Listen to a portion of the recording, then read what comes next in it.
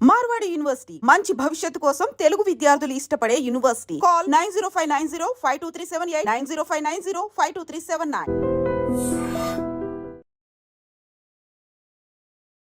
నమస్తే, నేను Kavitha. Welcome to I dream social spotlight with కవిత.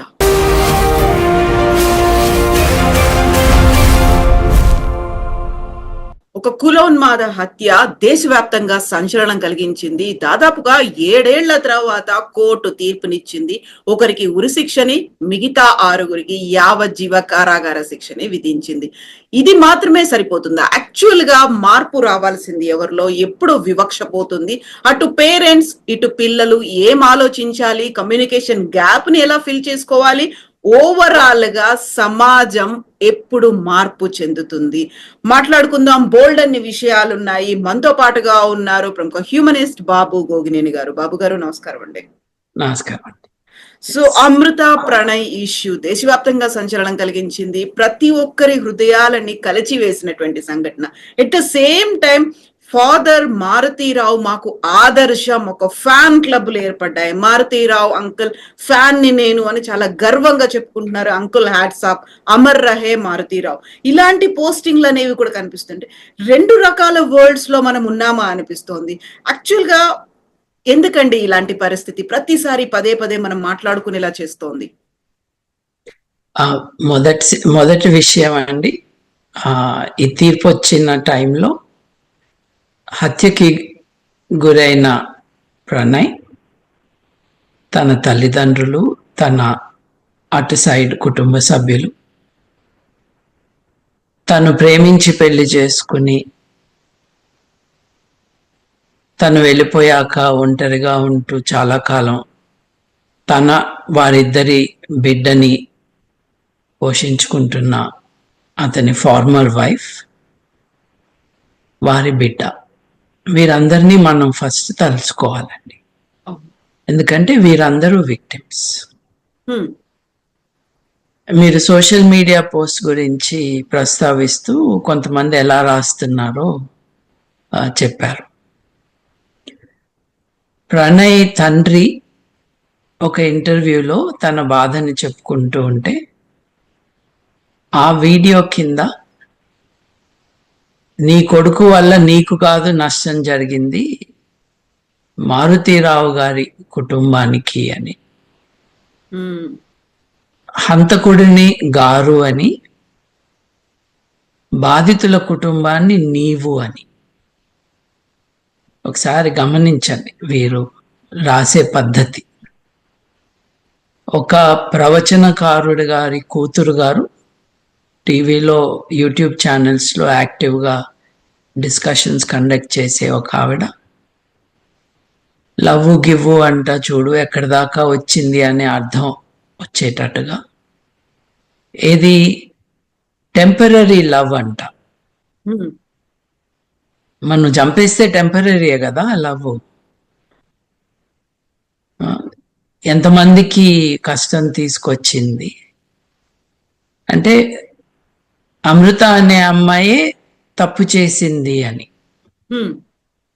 ఏమి తప్పు చేసింది అని అంటే, వీళ్ళందరి దృష్టిలో నిజంగా అమ్మాయి తన చాయిస్ని ఎక్సర్సైజ్ చేసిందని మాత్రమే కాదు,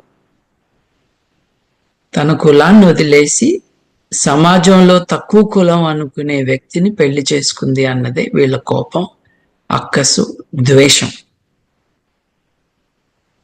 వీళ్ళందరూ కులోన్మాదులు.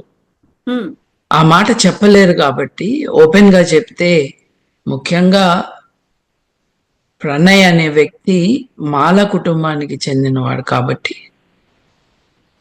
రేపు ఎస్సీ ఎస్టీ అట్రాసిటీస్ కేసు వస్తుందేమో అని భయమేసి అమృత మీద దాడి చేస్తాడు.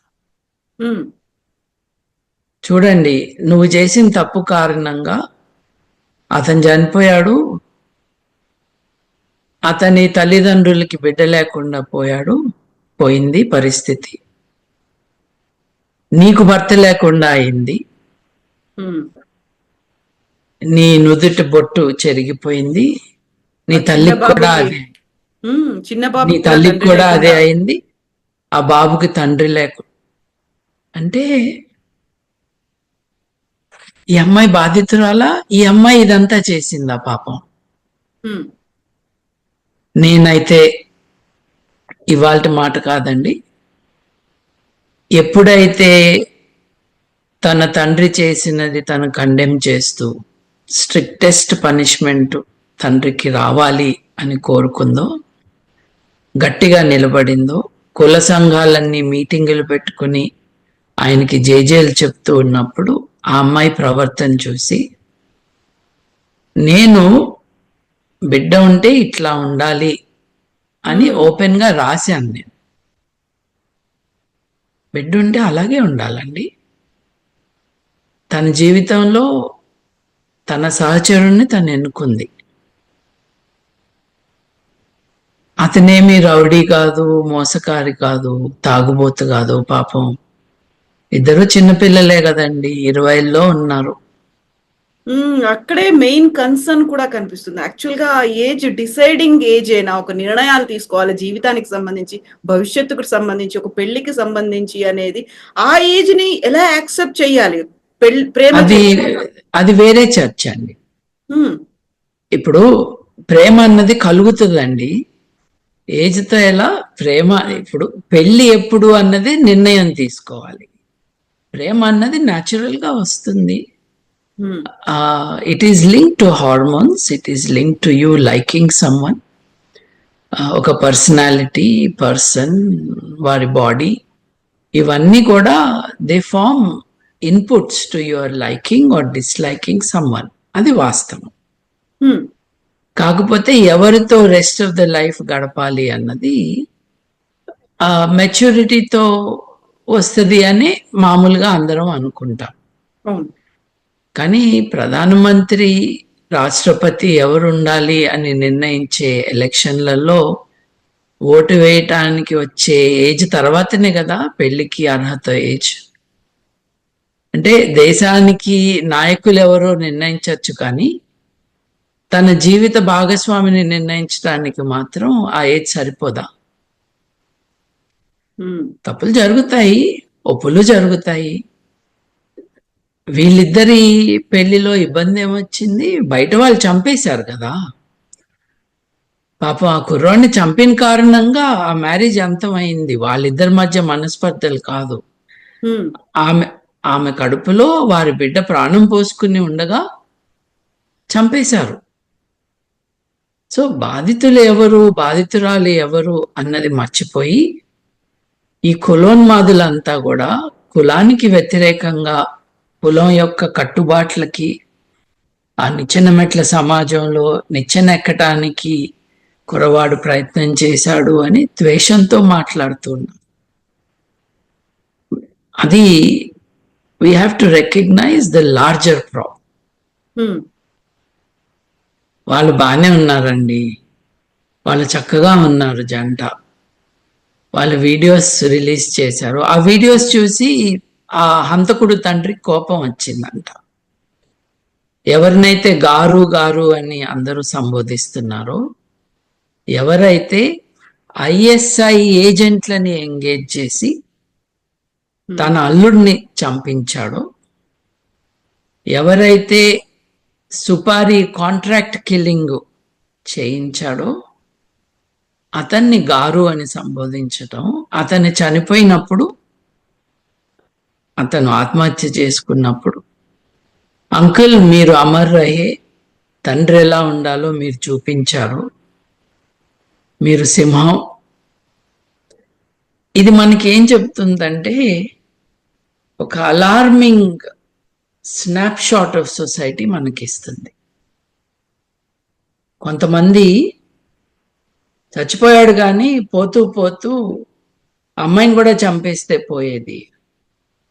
ఆ టైంలో అండి ప్రణయ్ చనిపోయిన తర్వాత తను క్యారీయింగ్ తన కోసమే హాస్పిటల్కి వెళ్ళారు అనుకున్నప్పుడు కూడా వినిపించినటువంటి ఇంకొక దుర్మార్గమైనటువంటి సజెషన్, వాదన అనుకోవాలో, అబోర్షన్ చేయించుకుంటే అయిపోతుంది కదా. ఆ తండ్రి అడిగింది అదే. తండ్రి మీద ఎట్లా అయితే హత్యా నేరం మోపారో, ఆ హత్యని ఎనేబుల్ చేసే సాంస్కృతిక వాతావరణం, ఇంక్లూడింగ్ నేను ఇప్పుడు చెప్పిన ఒక మాజీ ప్రవచనకారుడి కూతురు దగ్గర నుండి, టీవీ యూట్యూబ్ ఛానల్స్ లో ప్రోగ్రాములు చేసే ఆమె దగ్గర నుండి, ఈ మారుతీరావు ఫ్యాన్స్ అసోసియేషన్ వారు ఎవరైతే ఉన్నారో వారందరిపైన కూడా ఎస్సీ ఎస్టీ అట్రాసిటీస్ కేసు పెట్టచ్చు కూడా. ప్రణయ్ యొక్క తల్లిదండ్రులు పూనుకుని ఆ పని చేయాలి. వాళ్ళు ఎంత అమృతాన్ని అన్నా కూడా వాళ్ళు ఎవరిని అంటున్నారో చాలా క్లియర్గా తెలుస్తుంది. ఇది తెలివి అనుకుంటున్నారు వాళ్ళు. కానీ ఈ నేరంలో భాగస్వామ్యం ఇది ఆ కల్చరల్ అట్మాస్ఫియర్ క్రియేట్ చేయడంలో కులోన్మాదానికి ఒక స్ట్రాంగ్ రోల్ ఉన్నది. చనిపోయిన తర్వాత కూడా, హత్య తర్వాత కూడా అదే ద్వేషాన్ని రగిలించటం, ప్రమోట్ చేయటం, స్ప్రెడ్ చేయటంలో పాలు పంచుకున్న అందరూ, ఇన్క్లూడింగ్ జడ్జ్మెంట్ వచ్చిన తర్వాత ఇష్టం వచ్చినట్టు మాట్లాడిన వారందరికీ కూడా ఎస్సీ ఎస్టీ కేసులు అంటే ఏంటో అర్థమయ్యేటట్టు చేయాలండి. ఎందుకంటే హత్యని ప్రోత్సహిస్తున్న వాళ్ళు ఇంకొకళ్ళని కూడా చంపితే బాగుంటుంది కదా అనేవాళ్ళు, వాళ్ళు నేరస్తులండి. వాళ్ళు నేరస్తులు. రేపు ఎల్లుండి ఇంకొక ఇటువంటి హత్య జరిగినప్పుడు దాన్ని నార్మలైజ్ చేసి చంపటమే అసలు సమస్య లేదు అక్కడ, కానీ చంపటమే పరిష్కారం అనుకునే వాళ్ళకి తగిన బుద్ధి చెప్పకపోతే ఇది ఇంకా వైడ్ స్ప్రెడ్ అవుతుంది. మీరు క్రితంసారి నాతో మాట్లాడించినప్పుడు నేను మీకు స్టాటిస్టిక్స్ ఇచ్చాను. నిజంగా ఇది జరుగుతున్నది పాకిస్తాన్లో, మిడిల్ ఈస్టర్న్ కంట్రీస్లో చాలా ఎక్కువగా జరుగుతుంది. భారతదేశంలో జరగట్లేదని కాదు, కానీ ఎపిడమిక్ ప్రపోర్షన్స్లో లేదు. But it is a matter of time అండి. చంపటం తప్పు కాదు. కులం యొక్క లిమిట్స్, కులం ఇంపోజ్ చేస్తున్న లిమిట్స్ని అతిక్రమించి పెళ్లి చేసుకుంటే వాటిలో ఆ జంటలో లోవర్ కాస్ట్ అని వాళ్ళు అంటున్న వారిని హత్య చేయాలని ఆ భావన, ఆ ఉద్దేశం నార్మలైజ్ చేస్తూ ఉన్నప్పుడు తక్షణం చర్యలు తీసుకోకపోతే ఇది చాలా వైడ్గా యాక్సెప్టబిలిటీ వచ్చే స్టేజ్కి వెళ్తుంది. ఆ తర్వాత ఇటువంటి హత్యలు ఇంకా ఎక్కువ అవుతాయి. ఇప్పుడు ప్రణయ్ హత్య తర్వాత చాలా హత్యలు జరిగినాయి కదా, ఇటీవల కూడా జరిగింది. దేన్నైతే వారు పరువు హత్యలు అంటున్నారు, వాటికి కారణం నేను అనుకోవటం కులానికి వ్యతిరేకంగా ఒకప్పుడు ఉండే ఉద్యమాలు చచ్చుబడిపోవటం. అంతేకాకుండా రాజకీయ నాయకులు ఇప్పుడు కులాలని ప్రమోట్ చేసుకుంటూ కులాలని సామాజిక నేరంగా పరిగణించకుండా అది ఒక సామాజిక వర్గంగా పరిగణిస్తూ వారిని ఓటు బ్యాంక్స్ గా మలుచుకుంటున్నారు చూడండి, అది కారణం. దీంట్లో తిలా పాపం తలా పిడికడు అన్నట్టుగా దీంట్లో అందరికీ భాగస్వామ్యం ఉందండి. కులంలోనే పెళ్లిళ్ళు చేసుకోవాలి, అదే పెళ్లి చేసుకునే పద్ధతి, ఇంకో రకంగా చేసుకోకూడదు అని ఒక సోషల్ ఇన్సెస్ట్, సామాజిక శాస్త్రంలో, సోషియాలజీలో దాన్ని సోషల్ ఇన్సెస్ట్ అంటారు. అటువంటిది ప్రమోట్ చేయటం, పిల్లలు ఓటు వేసే హక్కున్న పిల్లలే. దేశంలో రాజకీయ నాయకుల్లో ఎవరు ప్రధానమంత్రినో రాష్ట్రపతినో అయ్యే ఎలక్షన్లలో పాలు పంచుకునే వయసు రీత్యా అర్హత పొందిన వారే. తమ జీవిత భాగస్వామిని ఎంచుకోనివ్వకపోవటం అన్నది వారి ప్రాథమిక హక్కులకే భంగం కలిగించేది. నేను క్రితంసారి మీకు ఇంటర్వ్యూలో సుప్రీంకోర్టు జడ్జిలు ఎటువంటి తీర్పుని వెలువడించారో కూడా చెప్పాను. నేను రేరెస్ట్ ఆఫ్ రేర్ కేసెస్గా ప్రతి so called honour killing, there is no honour in killing, but ప్రతి పరువు హత్యలో భాగస్వామ్యం ఉన్న వారందరికీ కూడా మరణశిక్షనే విధించాలి అని భారతదేశ సుప్రీంకోర్టు జడ్జిమెంట్. వాటన్నిటినీ ధిక్కరిస్తూ ఇవాళ ఇష్టం వచ్చినట్టు మాట్లాడుతున్న వాళ్ళని కంటెంప్ట్ ఆఫ్ కోర్టు కింద కూడా వాళ్ళని అదుపులోకి తీసుకోవాలి. హత్య ఆల్ రైట్ అంటము, హత్య కాకపోతే ఇంకేం చేస్తారు అనుకుంటున్నావు అని అడగటము, ధైర్యంగా సొంత పేర్లతో రాయటము, ఇది అనానిమస్ గా కాదు, దొంగ ఐడెంటిటీస్ కాదు. It is giving us a snapshot of a society which is rapidly going downhill. దీన్ని ఆపాలండి, దీన్ని గట్టిగా ఆపాలి. దానికి ఉద్యమించటానికి సమాజం పట్ల ఒక దృక్పథం ఉన్న ఆధునికులు చర్యలు తీసుకోవాలి. సో ఇక్కడ కేవలం కులం మాత్రమే కాకుండా ఆర్థికంగా రిచ్ గా వాళ్ళు ఉన్నారు, అలాంటి వాళ్ళని కావాలని వీళ్ళు పడేస్తున్నారు. రైస్ బ్యాగ్ల కోసం మతం మార్చుకున్నటువంటి వాళ్ళు చేస్తున్నటువంటి చర్యలు ఇవన్నీ కూడా సోషల్ మీడియాలో హత్య జరిగిన దగ్గర నుంచి నిన్న తీర్పు వచ్చిన తర్వాత కూడా సోషల్ మీడియాలో వచ్చినటువంటి జడ్జిమెంట్లు ఎలా చూడొచ్చు అంటారు దీన్ని? అంటే ఇది ప్రతిదీ కేస్ బై కేస్ చూడాలి. తర్వాత ఈ జనరల్ డిఫమేషన్, ఎవరైతే మతం మార్చుకుంటే అది రైస్ బ్యాగుల కోసం మార్చుకున్నారని ఒక జనరల్ డిఫమేషన్ చేస్తున్నారు చూడండి, దాన్ని అడ్రస్ చేసే ముందు కేస్ బై కేస్ కూడా మనం చూడాలి. ప్రణయ్ తల్లిదండ్రులు వారి వేష భాషలు గమనిస్తే ఓ బస్తాను 2 బస్తాల బియ్యం కోసం వాళ్ళు మారిన వాళ్ళుగా కనిపిస్తున్నారా? వాళ్ళ మతం ఏంటో నాకు తెలీదు, కానీ మారి ఉంటే దానికోసం మారి ఉంటారా? లేదు మీరు ఊరు బయట పడేస్తే మీరు ఊళ్ళోకి రావద్దు అని అంటే కొన్ని వందల సంవత్సరాల పాటు మీ నీడ కూడా మా ఇళ్ల పైన పడకూడదు అని అంటే మీరు మా ఇంక చూడకూడదు, మా కంచంలో మీరు తినకూడదు, మేము వాడే గ్లాసును మీరు ముట్టుకోకూడదు. 2 గ్లాసుల సిస్టమ్ తెలంగాణలో ఉంది.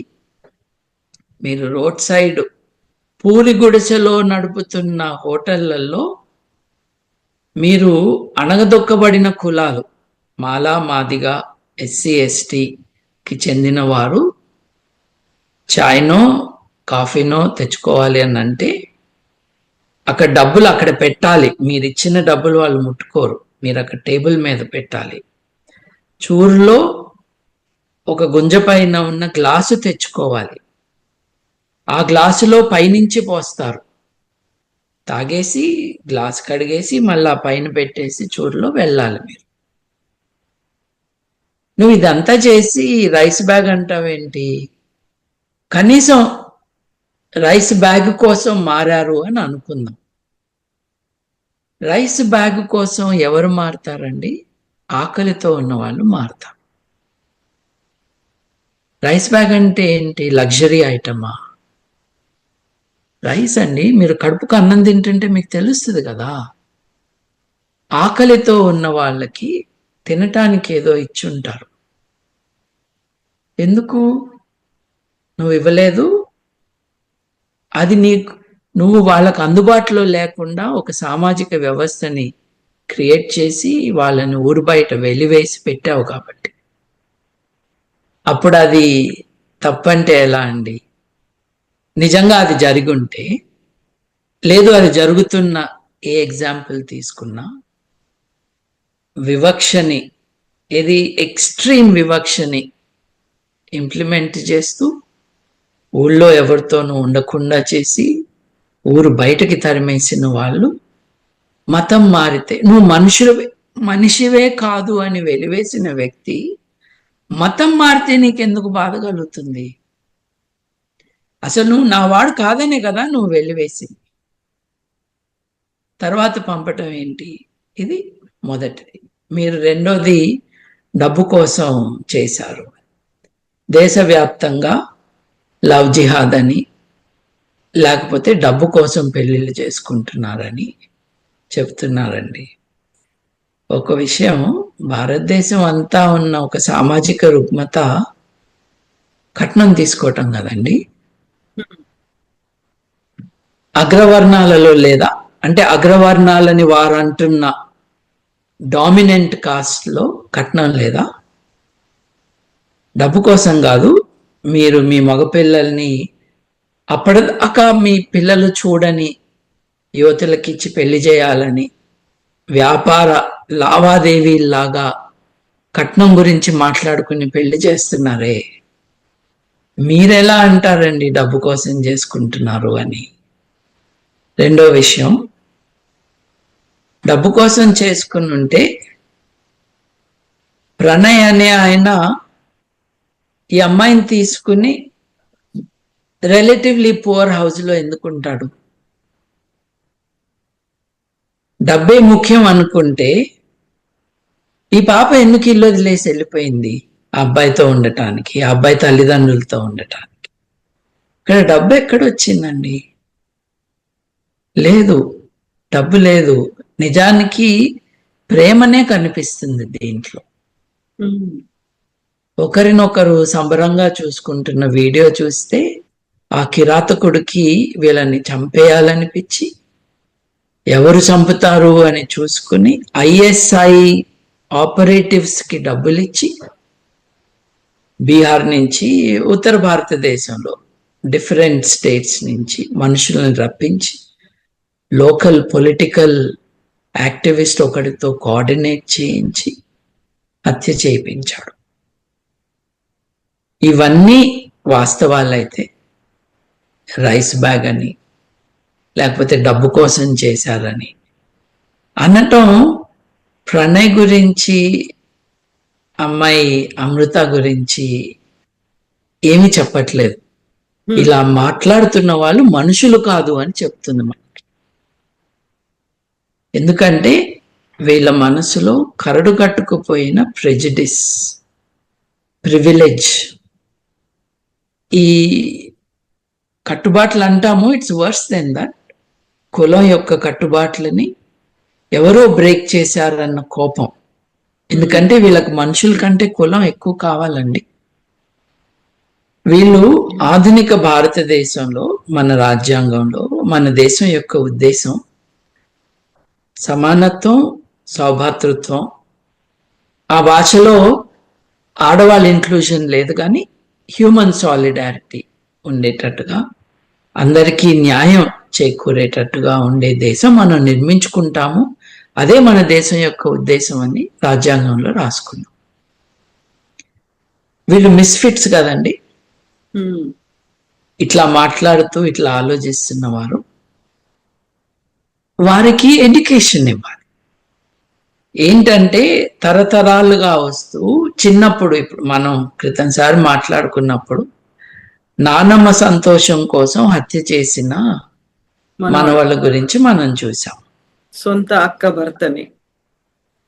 రైట్. అంటే దాని అర్థం ఏంటి? చిన్నప్పటి నుండి తాతలు, అమ్మమ్మలు, నానమ్మల దగ్గర లేదు తల్లిదండ్రుల దగ్గర ఇటువంటి నేర్చుకుంటున్నాం. స్కూల్లో కొంచెం కౌంటర్ బ్యాలెన్స్ అవుతుంది. స్కూల్స్ ఐడియల్ కాకపోయినా ఆ వివక్ష ఆ లెవెల్లో స్కూల్స్లో ఉండదు.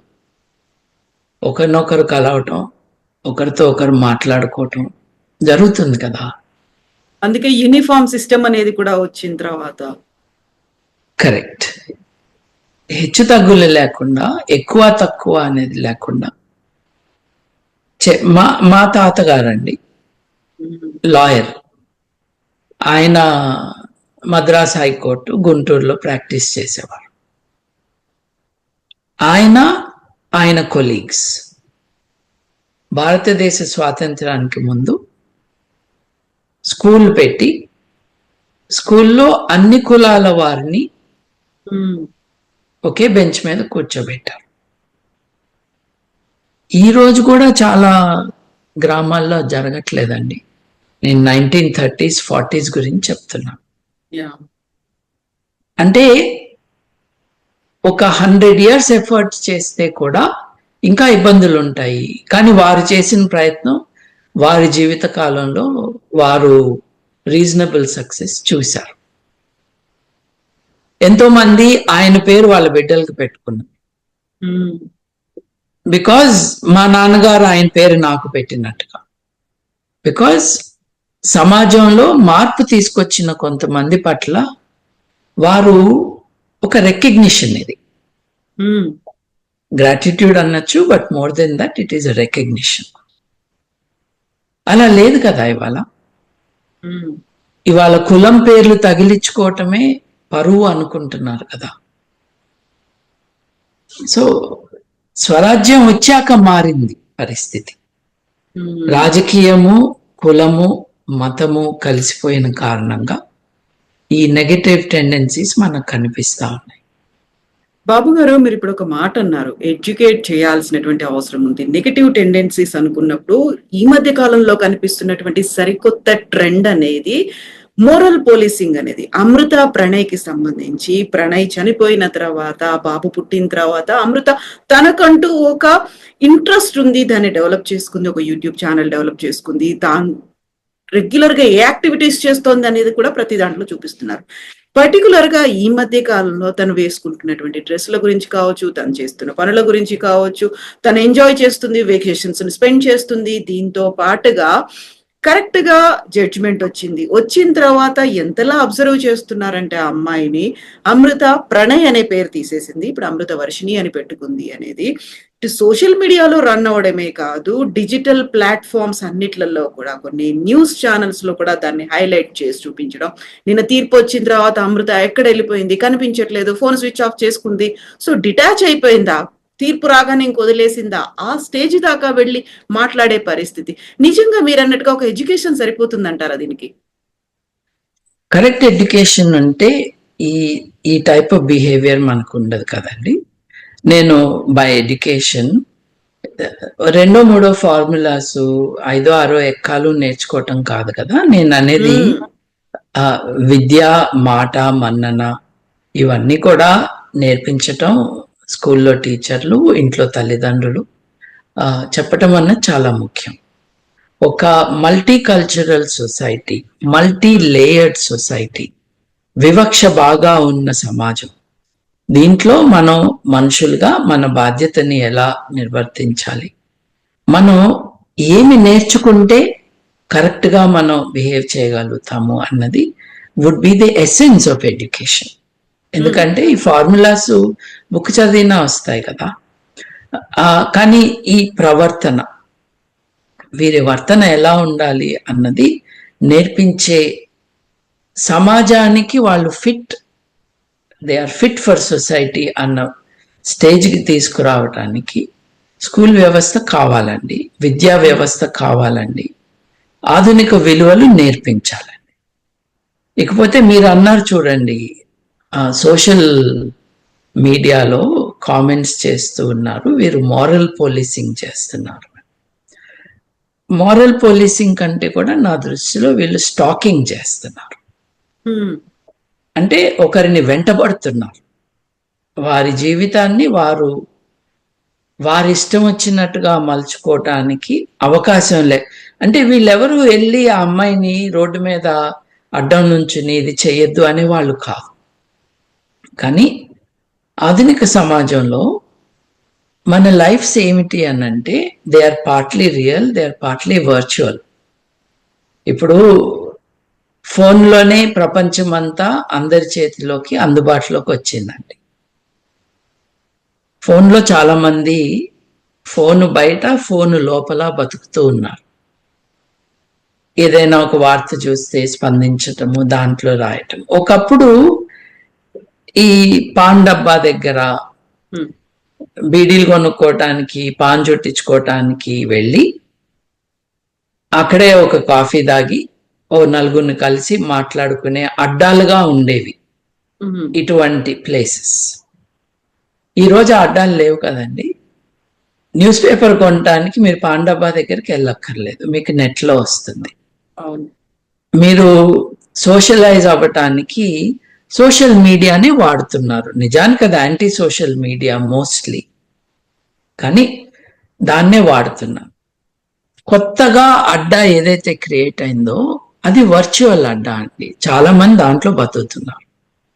వారి భావాలు, వారి వికారాలు అన్నీ కూడా అక్కడే ఎక్స్ప్రెస్ చేసుకుంటున్నారు. ఇప్పుడు సైబర్ చట్టం ఎందుకు ఉంది అని అంటే, దాంట్లో వీళ్ళు కాంట్రిబ్యూట్ చేస్తూ సమాజంలో అలజడి తీసుకురావటానికి, నేర ప్రవృత్తిని ముందుకు తీసుకువెళ్ళటానికి రిజల్ట్స్ గా కనిపిస్తున్నాయి. కాబట్టి that needs to be curtailed or punished. So మీరు అన్నారు కదా, ఈ అమ్మాయి తన బిడ్డతో ఆడుకుంటుంది, చూడు చూడు బొట్టు పెట్టుకుంది, విధవ కదా, చూడు నవ్వుతుంది, ఇంకా ఏడవాలి కదా అని మాట్లాడే ఈ పర్వర్జన్ ఏదైతే ఉందో, ఈ మానసిక రోగులు ఎవరైతే ఉన్నారో వాళ్ళందరినీ మనం కంట్రోల్ చేయలేమండి. రెండోది, ఐ హోప్ అమృత అవన్నీ చూడరు అని. ఇప్పుడు ఆకతాయిలు, మానసిక రోగులు, ఇష్టం వచ్చినట్టు మాట్లాడేవారు, వీరందరూ తమ పైత్యాన్ని బయట పెట్టుకుంటుండంటే నా గురించి వేరే వారు ఏమనుకుంటున్నారు అన్న కుతూహలం లేదు, సంబరం విక్టిమ్స్ కు ఉండదు కదండి. పాపం ఆవిడ విక్టిమ్ దీని అంతటికి. ఇప్పుడు నా పర్సనల్ హ్యాబిట్ అండి, నేను టీవీలో మాట్లాడినా, ఇట్లా డిస్కషన్ లో పాల్గొన్నా, ఆ డిస్కషన్ కింద కామెంట్స్ వచ్చేవి నేను చాలా చాలా రేర్ గా చూస్తాను. నాకు అవసరం లేదు. ఎందుకు అవసరం లేదనంటే, నాతో చర్చ చేసే వాళ్ళు స్టూడియోలో నాతో మాట్లాడారు కదా, లేదు ఒక యాంకర్ గారు నాతో మాట్లాడించారు కదా, నా సంభాషణ అక్కడే. దాని కింద బూతులు తిట్టడానికో, లేకపోతే వన్ లైన్ లో నువ్వు తప్పు చెప్తున్నావనో నువ్వు ఒప్పు చెబుతున్నావనో వచ్చిన వారు ఆ సంభాషణలో భాగం కాదు. నేను రాజకీయ పార్టీ నడపట్లేదు కదా, నా వెనక ఎంతమంది ఉన్నారో నాకు అవసరం లేదు. నా భావం నేను చెప్తున్నాను అంతే. బాబు గారు, ఇక్కడ ఇంకొక అబ్జర్వేషన్, ఇప్పుడు నడుస్తున్నటువంటి ఒక ట్రెండ్ అని కనుక చూసినట్టయితే, నిన్న తీర్పు వచ్చిన తర్వాత ఒక 6 కుటుంబాల లెక్క చెప్తున్నారు. అక్కడ అమృత, ప్రణయ్ వాళ్ళ ఫ్యామిలీ చెప్తున్నారు, మారుతీరావు గారు ఆత్మహత్య అంటే మొత్తంగా 8-9 ఫ్యామిలీలు ఎఫెక్ట్ అయ్యేలా చేసింది అనేది ఒక రకంగా ఆమెను తిట్టడమే కాదు, శాపాలు పెడుతున్నటువంటి పరిస్థితి కనిపించింది. నిన్నది కోర్టు ఆవరణలో చూసాం. At the same time Maruthi Rao పెంపకానికి సంబంధించో, లేకుంటే మారుతీరావుని ఒక తండ్రిగా ఆయన సరైన నిర్ణయమే తీసుకున్నాడు అనేటువంటి వాదనలు, ఈ 2 రకాల యాంగిల్స్ ని ఎలా చూడొచ్చు అంటారు? ఎలా అండి, మన క్రిమినల్ లా చట్టం నేరాలని నిర్ణయించే క్రిమినల్ లా ఏదైతే ఉందో దాని ఆధారంగానే చూడాలి ఇవి.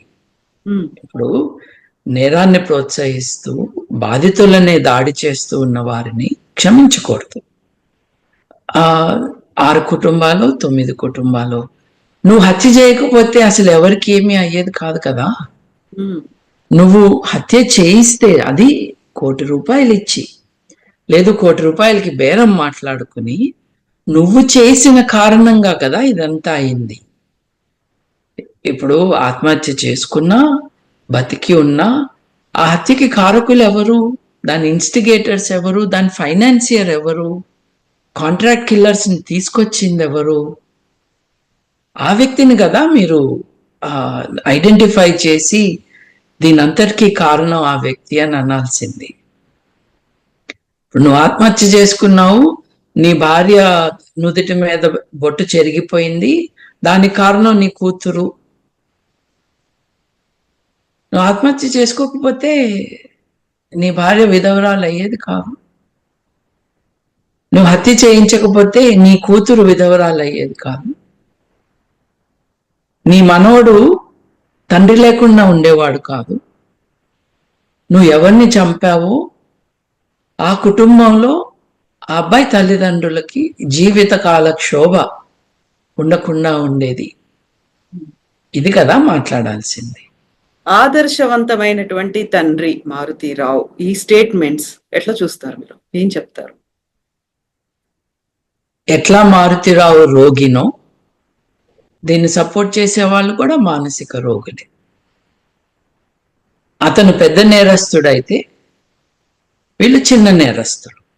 ఎందుకంటే వీళ్ళు ఎవరికి ఫైనాన్స్ చేయలేదు, కత్తి చేతిలో పట్టుకోలేదు. అతను చేతికి రక్తం అంటకుండా డబ్బులున్నాయి కాబట్టి ఎవరికో డబ్బులు ఇచ్చి చేయించాడు. దారుణమైన నేరం చేయించాడు. ఎటువంటి నేరం అంటే మరణశిక్ష విధించింది కోర్టు ఈ దేశ చట్ట ప్రకారం. అంతటి నేరం చేశాడు. అతన్ని గొప్పవాడు అని అంటే ఒక టెర్రరిస్ట్ని గొప్పవాడని గుడి కడతాను అంటే ఎట్లా ఉంటుందో, కాశ్మీర్లో హత్యలు చేస్తున్న వాళ్ళకి సపోర్టుగా ర్యాలీలు తీస్తున్నప్పుడు వారిపైన ఎటువంటి చర్యలు తీసుకుంటా ఉంటుందో భారతదేశ ప్రభుత్వం, అలాగే వీళ్ళపైన కూడా తీసుకోవాలి. పిల్ల ప్రేమ కథ అనుకున్నప్పుడు అమృత ప్రణయ్లది, అక్కడ తండ్రి ప్రేమను కూడా చూడాల్సినటువంటి అవసరం ఉంది కదా. చిన్నప్పటి నుంచి పెంచారు, పెద్ద చేశారు, వాళ్ళకి కావలసినవన్నీ చేశారు, వాళ్ళ మీదే ఆశలు పెట్టుకున్నారు, భవిష్యత్ అంతా వాళ్లే అనుకున్నారు. ఆ టైంలో అక్కడ పెంచినటువంటి తల్లిదండ్రుల్లో లేకుంటే ఆ కుటుంబానో కాదని ఇంకొకరి దగ్గరికి వెళ్తున్నారు. తండ్రి ప్రేమను ఎందుకు అర్థం చేసుకోలేకపోతున్నారు? ఆయన పడ్డ మానసిక ఆవేదన ఉంటుంది, ఒక సంఘర్షణ అనేది ఉంటుంది, దాన్ని ఎందుకు పట్టించుకోవట్లేదు అనే ప్రశ్న వస్తుందండి. అంటే ప్రేమ అంటే ఏంటో అర్థం కానప్పుడు ఇటువంటివన్నీ వస్తూ ఉంటాయి. మన బిడ్డలు మన ఆస్తిగా, మన బిడ్డలు మన కేర్లో ఉన్న చిన్నప్పుడు లిటిల్ హ్యూమన్ బీయింగ్స్. వారు పెరుగుతున్న కొద్దీ వారి పర్సనాలిటీ వాళ్ళు డెవలప్ చేసుకుంటారు. ఆ పర్సనాలిటీని షేప్ చేయటమే తల్లిదండ్రులుగా మన బాధ్యత. వారికి మంచి చెడు విచక్షణ నేర్పించడం, నిజం అబద్ధం ఎలా తేల్చుకోవాలో చెప్పడం.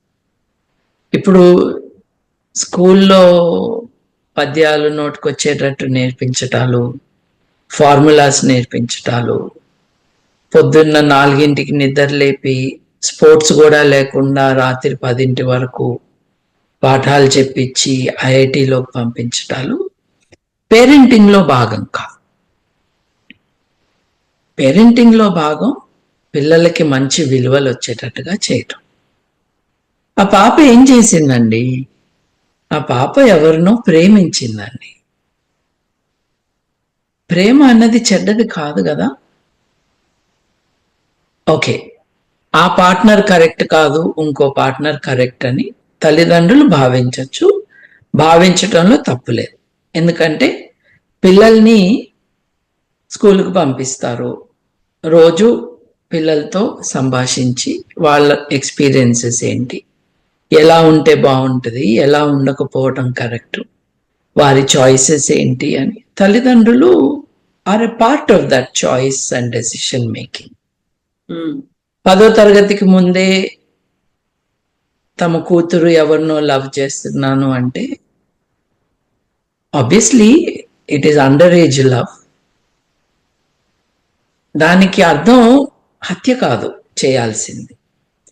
దానికి అర్థం you talk to the person, you educate the person, you educate the other person. మీకు ఒకటి చెప్తాను, గాంధీ గారు వైశ్యుడు. ఆయన కులాన్ని వదిలేశారు కానీ వర్ణం కరెక్టే అని చెప్పారు ఆయన. గాంధీ గారు ఆశ్రమంలో, మళ్ళీ గుర్తు చేస్తున్నాను, మారుతీరావు లాగానే ఆయన కూడా వైశ్య కుటుంబంలో పెరిగారు. ఆయన తండ్రి చాలా ధనవంతుడు, పోర్బందర్ రాజ్యానికి ఆయన ప్రధానమంత్రి. గాంధీ గారి ఆశ్రమంలో గాంధీ గారి అబ్బాయి, అదే ఆశ్రమంలో బ్రాహ్మణుడైన భారతదేశానికి ప్రప్రథమ ఆఖరి భారతీయ గవర్నర్ జనరల్ అయిన రాజగోపాలాచారి కూతురు. ఇద్దరు ఒకరినొకరు అక్కడ చూసుకున్నారు. దేవదాస్ గాంధీ, గాంధీ గారు అబ్బాయి పేరు. వీరిద్దరూ మాకు ప్రేమ కలిగింది, మేము పెళ్లి చేసుకుంటాము అన్నారు. గాంధీ గారు చట్ మన కులం వేరు వాళ్ళ కులం వేరు అని అనలేదు, రాజగోపాలాచారి అనలేదు. గాంధీ గారు ఏమన్నారంటే మీది ఇన్ఫాచ్యుయేషన్ అయి ఉండొచ్చు, ఒక 5 ఏళ్ళు ఆగండి అన్నారు. వాళ్ళు నిజంగా 5 ఏళ్ళు ఆగి తల్లిదండ్రుల అంటే రాజగోపాలాచారి భార్య ఎప్పుడో చనిపోయింది, తండ్రి గాంధీ గారి ఆశీస్సులు, రాజాజీ గాంధీ గారి ఆశీస్సులతోనే వాళ్ళు పెళ్లి చేసుకున్నారు. దెర్ ఈస్ అన్ ఇన్పుట్, తప్పకుండా తల్లిదండ్రులకి ఇన్పుట్ ఉండాలి ఈ చాయిసెస్ లో. అది ఇంపోజిషన్ కాదు, తామే నేరస్తులుగా మారే రోల్ తీసుకోకూడదు. ఓకే, కోపం వచ్చింది, నువ్వు మా మాట వినట్లేదు, దీని కారణంగా నువ్వే జీవితంలో ముందు ముందు కష్టాలకి లోనవుతావు, అది మాకు ఇష్టం లేదు కాబట్టి నీ కోసం మేము వద్దంటున్నాము, మా కోసం వద్దనట్లేదు, నీ కోసం వద్దంటున్నాం, నీ ఫ్యూచర్ పాడవుతుందని అంటున్నాం. చూడు, నువ్వు చదువుకున్నావు, ఆ వ్యక్తి చదువుకోలేదు, నువ్వు రేపు ఉద్యోగానికి వెళ్తావు, ఆ వ్యక్తికి ఉద్యోగం ఉండదు, మీ ఇద్దరి మధ్యన ఈ గ్యాప్ ఏదైతే ఉందో అది చాలా కష్టం అవుతుంది. ఎందుకంటే ఫ్రెండ్స్ గా ఉండటం వేరు, marriage and establishing a family and having children is a different. ఇప్పుడు ఇద్దరు మిత్రులు విడిపోతే there will be emotional hurt. పెళ్ళప్పుడు, పెళ్లి తర్వాత ఆస్తుల విభజన జరగాలి, పిల్లల బాగోగుల విషయంలో ఎవరి బాధ్యత ఏంటో తెలుసుకోవాలి. అంటే మ్యారేజ్ అన్న ఇన్స్టిట్యూషన్ లోకి మీరు ఎంటర్ అవుతున్నప్పుడు not only love but other things also come in. ఈ అదర్ థింగ్స్ అన్నవి ఒక్కొక్కసారి లవ్ ని డ్యామేజ్ కూడా చేస్తాయి. కాబట్టి మనం జాగ్రత్తగా ఆలోచించుకుందామమ్మా, ఇద్దరం కలిసి మాట్లాడుకుందాం. ఇప్పుడు అబ్బాయి గాని అమ్మాయి గాని ఇద్దరు ఎవరు శత్రువులు కాదు, మనం కలిసి let us discuss and decide అని చేసి ఉండొచ్చు కదా, అలా చెయ్యాలి కదా. పిల్లలు ఎందుకు తప్పు చేయరండి, చేస్తారు. మీరేం చేశారు, మీ పిల్లలకి జ్ఞానం రావాలి, విచక్షణ రావాలి అని పెంచి స్కూలుకు పంపించి విద్య నేర్పించి సమాజం కోసం రెడీ చేశారు. ఆ నేర్చుకున్న రిలేటివ్ మెచ్యూరిటీతోనే వారు ఒక నిర్ణయం తీసుకుంటున్నారు. అది తప్పు కాకుండా చూసే బాధ్యత తల్లిదండ్రులకు ఉంటుంది. అని హత్యలు చేసే వరకు, లేకపోతే వెలివేయటం వరకు, అసలు నీకు ఆస్తినే ఇవ్వం పో అని పనిష్ చేస్తామనే వరకు రావటం అన్నది ఆశ్చర్యం. ఇప్పుడు ప్రేమ లేని కారణంగా పిల్లల్ని కంట్రోల్ చేస్తున్నాం. ప్రేమ ఉన్న వాళ్ళు తమ బిడ్డల్ని అపురూపంగా చూసుకుంటారు, తప్పులు చేయకుండా హెల్ప్ చేసే ప్రయత్నం చేస్తారు. ప్రేమ అంటే అదే కదా, ఒక బాధ్యత. ఎగ్జాక్ట్లీ. ఇప్పుడు ప్రేమ లేని కారణంగా కంట్రోల్ చేస్తున్నారు అనుకున్నప్పుడు అమృత ప్రణయ్ ఇష్యూ సంబంధించి ప్రణయ్ హత్య తర్వాత ఎన్నైతే కథనాలు వచ్చాయో, డాక్యుమెంటరీలు కూడా అన్నీ వచ్చాయి. యాక్చువల్ గా what is good, what is bad అనేది, పిల్ల ప్రేమ, సైకాలజీలు, సమాజం, వివక్ష, వీటన్నిటి గురించి కూడా మాట్లాడుకునేటువంటి ఒక పెద్ద చర్చ జరిగినప్పుడు సినిమాలు కూడా వచ్చాయి. తండ్రికి సంబంధించినటువంటి ప్రేమను చూడాలి అనేది అక్కడ ఒక రకమైనటువంటి క్లియర్ డివిజన్ లాగా కనిపిస్తుంది. ఎస్, వీళ్ళు తప్పు, ఇది కరెక్ట్, ఈయన చేసిందే కరెక్ట్ అనేటువంటి వాదనలు, దానికి సంబంధించి కొన్ని ఎవిడెన్సెస్ ని, సైకాలజీని, సమాజాన్ని అంతా చూపించి అక్కడ ప్రేమని, ఏ ప్రేమను చూడాలి, ఈ పిల్ల ప్రేమను చూడాలా, తండ్రి ప్రేమను చూడాలా, ఈ రకమైనటువంటి చర్చ యాక్చువల్ గా ఏం జరగాలి? ప్రాబ్లం ఎక్కడ వచ్చిందంటే అండి, దాన్ని ప్రేమ అనటంలో వచ్చింది ప్రాబ్లం. ఇప్పుడు చాలా మంది సినిమా వాళ్ళు, మీరు డాక్యుమెంటరీస్ అన్నారు, సినిమానే తీశారుగా, మర్డర్ సినిమా, చాలా మంది డిస్కషన్ ని వారి తెలివి తక్కువతనం కారణంగా లేదు వారి బుద్ధి లేనితనం కారణంగా, లేదు బాధ్యత లేని కారణంగా మారుతిరావు చూపించింది ప్రేమ అన్నారు. మీరు రెండింటినీ ప్రేమ అన్నాక ఈ డిస్కషన్ సాధ్యమైంది. It's un unnatural discussion, it's a wrong discussion. ఎందుకైంది? నువ్వు దాన్ని ప్రేమ అన్నావు కాబట్టి, నీకు బుద్ధి లేదు కాబట్టి. తండ్రి ప్రేమ అని ఎలా అంటావు? నీ కూతురికి భర్త లేకుండా చేశావు, rarest of rare crimes commit చేయటానికి ఫైనాన్స్ చేశావు, ఫైనల్ గా నీ భార్యకి భర్త లేకుండా నువ్వు చచ్చిపోయావు. ఇది ప్రేమనా? ఇది ప్రేమ అన్న వాళ్ళ ఇళ్లలో ఎలా బతుకుతున్నారు మగవాళ్ళు, ఆడవాళ్ళు, పిల్లలు అని ఒకసారి చూసుకుంటే ఈ రోగుల నుండి వాళ్ళకి రక్షణ కల్పించాలి. ఇది ఎలా ప్రేమ? కసబ్ భారతదేశం మీద ప్రేమతో దాడి చేశాడండి. ఇంగ్లీష్ వాళ్ళు భారతదేశం మీదకి వచ్చింది ప్రేమతోనండి. ఔరంగజేబు దక్కన్ మీదకి వచ్చింది దక్కన్ మీద ప్రేమతోనండి. నేరానికి మీరు ఒక పూత పూసి మీ సినిమా కోసమో మీ నాన్సెన్స్ చెప్పటానికో, లేకపోతే ఒక అణగదొక్కబడిన కులం వాడు వచ్చి మేము పై కులాలంటున్న వాళ్ళని పెళ్లి చేసుకున్నాడన్న కోపం రగిలిపోతూ ఉన్న కారణంగా ఇలా మాట్లాడుతున్నా.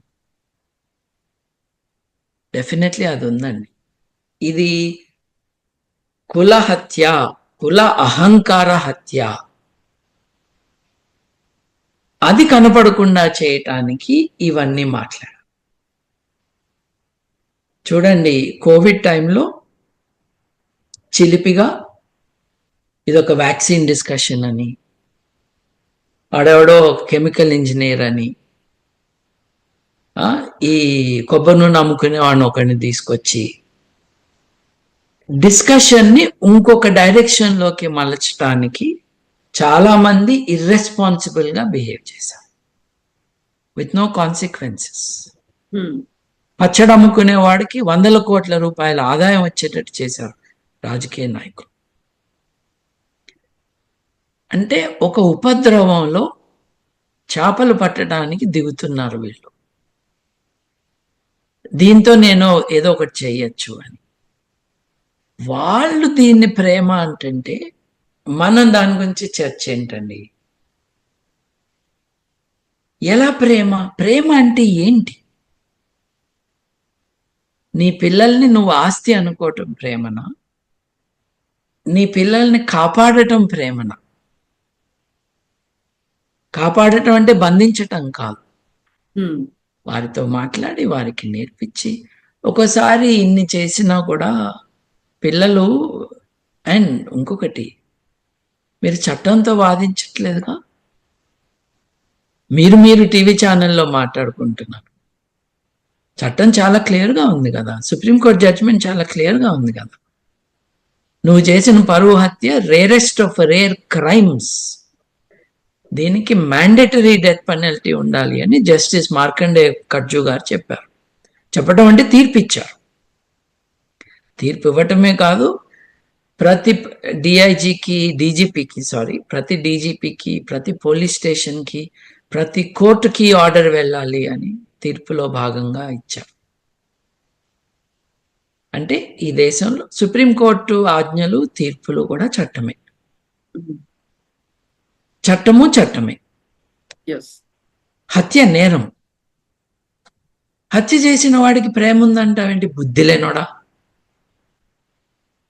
అవన్నీ కూడా మోసుకెళ్తూ సినిమాల కోసం వాడుకునేవారు ఒక సామాజిక నేరంలో భాగస్తులు.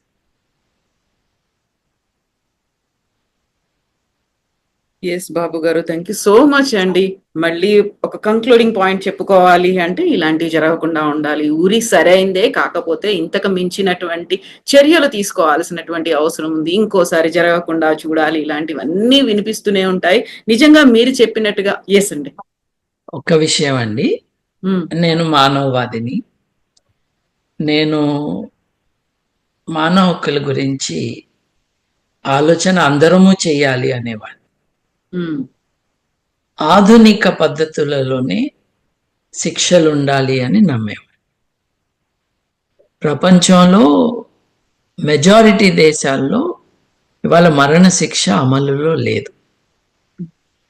పుస్తకంలో ఉన్నా కూడా, శిక్షా స్మృతుల్లో ఉన్నా కూడా అమలు జరగటం దాదాపుగా ఆగిపోయింది.